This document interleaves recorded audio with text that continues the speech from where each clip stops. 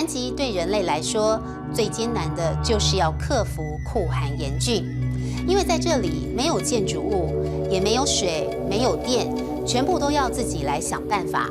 所以在南极，除了派驻的科学家之外，没有人类可以在这里长久居住。而我们这一次深入南极的内陆，大家都在问：我们到底要住哪里，而且要吃一些什么呢？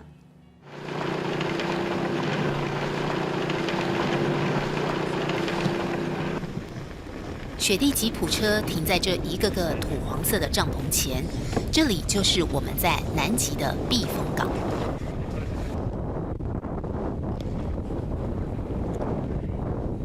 一个个像蒙古包似的坐落在浩瀚的白色沙漠中，和古代探险队当时驻扎极地用的帐篷几乎一模一样。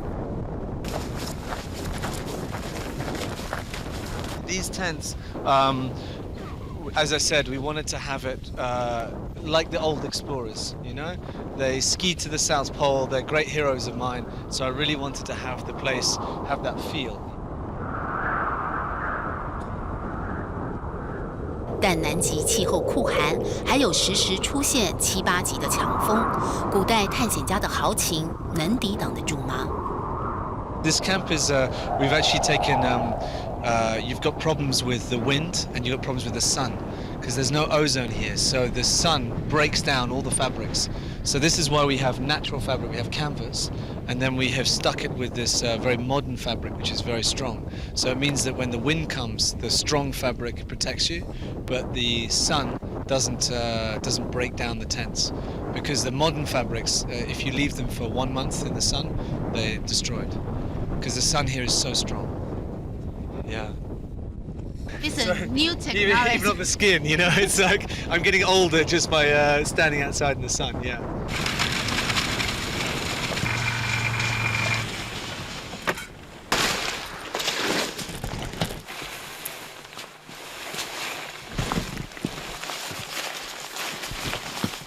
All right, you just grab the sun, we move the door all the way around.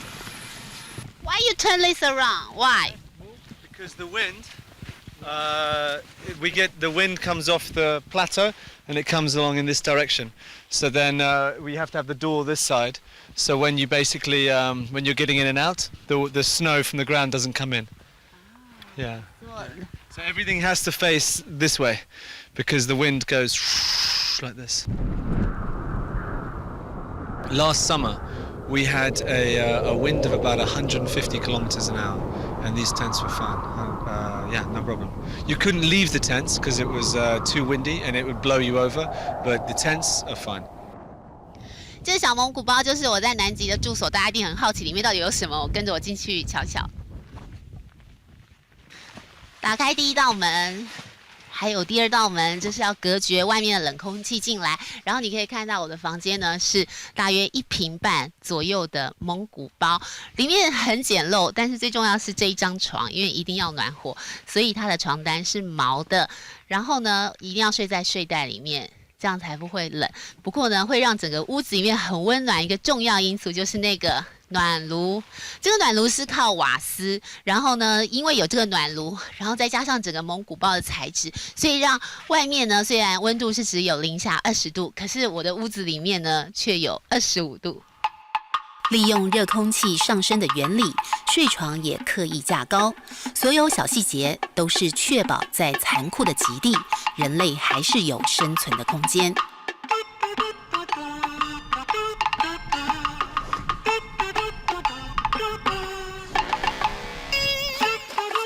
至于在极地要方便，这个也放有暖炉的小木屋可以解决问题。但在一片荒漠的南极内陆，我们要吃什么？ Is that good? It's our caramelized onion and brie tartlets, and that gets served with a wild rocket salad, balsamic glaze, and roasted pine nuts. And then for the main course, we're doing barbecued lamb cutlets with a spicy couscous and asparagus. And for dessert, it's tiramisu. Oh my god! Are we in Antarctica? Indeed you are. Luxury in Antarctica.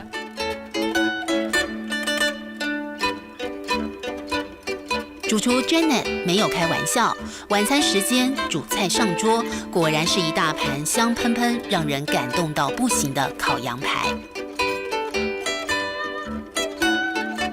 食材、燃料等待着1周2班的飞机空运进来，再靠着雪上摩托车运送到内陆。至于和外界联系所需要的电力，则是有赖环保的太阳能板。南极日不落的夏日永昼是最好的发电力量。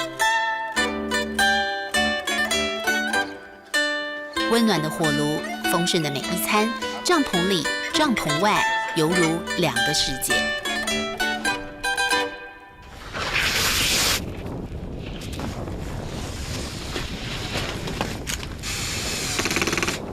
And put the bed inside, and the table inside. Okay.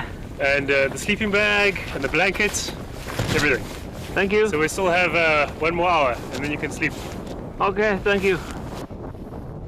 Patrick 花了6年时间，30万欧元，相当于台币1200万，向在南极设有科学站的国家申请到驻扎营地的权利，在2个星期内搭好所有帐篷，但是等到夏天结束，2个月后，一切都将烟消云散。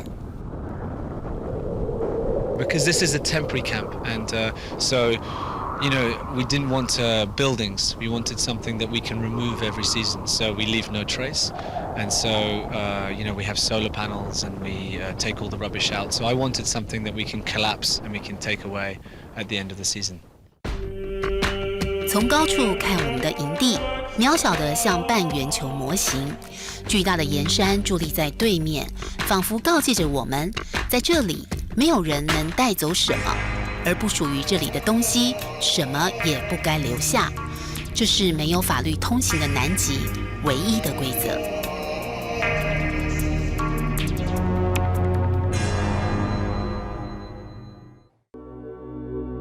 欢迎回到世界的尽头，南极探险全纪录。南极不是一个国家，只能用于和平和科学目的，因此没有永久的居民，但是却有数千名的科学家派驻在此。我们这一次也前往了南极的印度科学站，而第一线的科学家告诉我们，南极的暖化情形相当的严重，现在全世界都在监测南极冰架崩解对人类世界的影响。而台湾在这一场科学竞赛还有环保贡献上也没有缺席。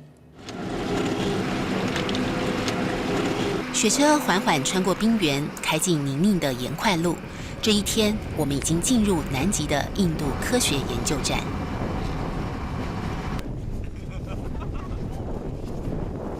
灰色的铁皮屋，狼狈的像是工地。对科学家来说，到南极最是艰辛，也最是荣誉。全世界有30国在南极设立67个研究站，夏季共有4000名科学家进驻，冬天只剩下1000名。能到南极的科学家都是国家一时之选，因为能接触到地球最原始的面貌。而印度科学站目前有23名科学家派驻，基地内部狭窄的长廊里头是一间间的研究室，还有科学家的住所。户外一间间的小货柜和木屋，则是监控实验室。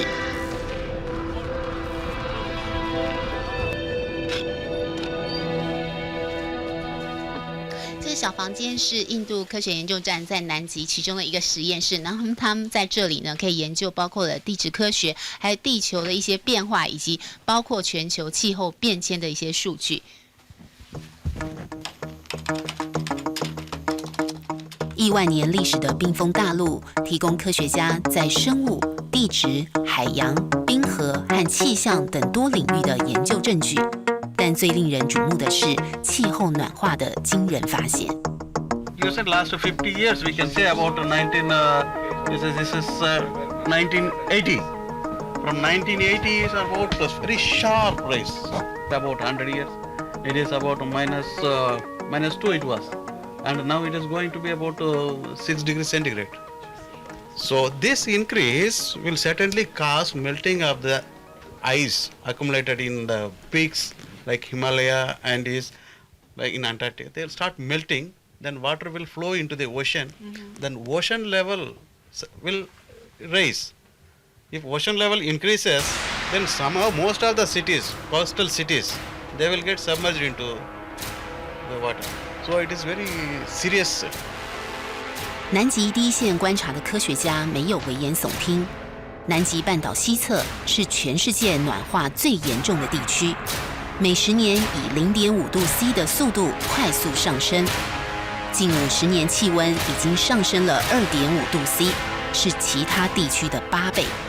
南极大陆的冰层得以保存亿万年，除了纬度高，也因为在南纬40度到60度的海洋上，暖流和寒流形成一层水温咸度突变的南极复合带，让冰架在夏天融化一点，冬天又结冰，得以支撑阻止大陆冰流到海里。但温度不断上升，南极冰架已经岌岌可危。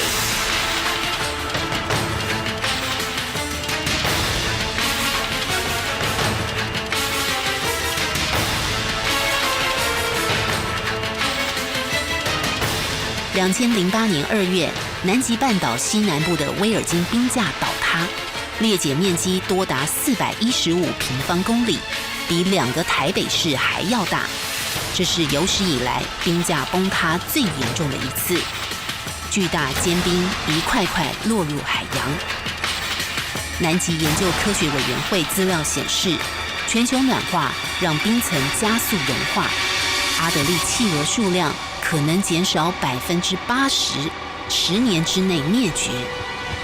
2100年，海平面将上升1.4公尺，到时候马尔地夫、土瓦卢等岛国会灭顶，加尔各答、达卡等沿海城市会被摧毁，纽约、伦敦、上海等大城市都要花数十亿来防洪。电影《明天过后》恐非虚构。南极科学家随时监控冰川变化，虽然我国不在此列，但守护地球，台湾没有缺席。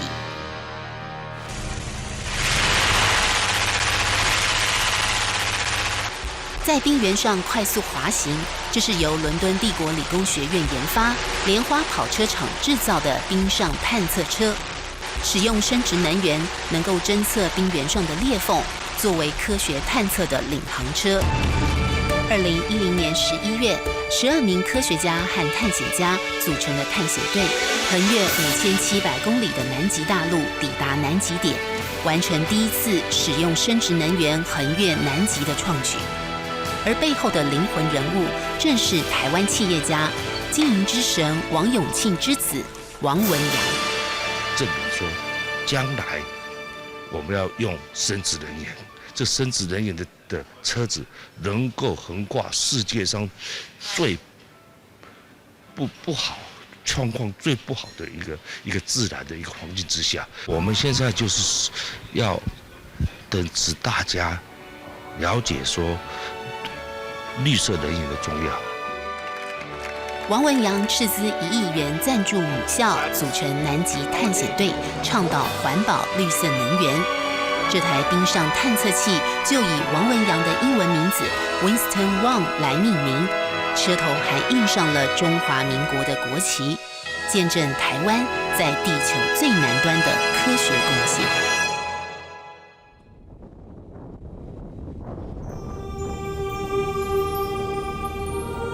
暴风女神守护下，这片白色大地沉睡了2亿5千万年。寂静无声的她，如今向人类发出沉痛的呐喊：别让世界的尽头走向灭绝，别让绝美的南极只存记忆。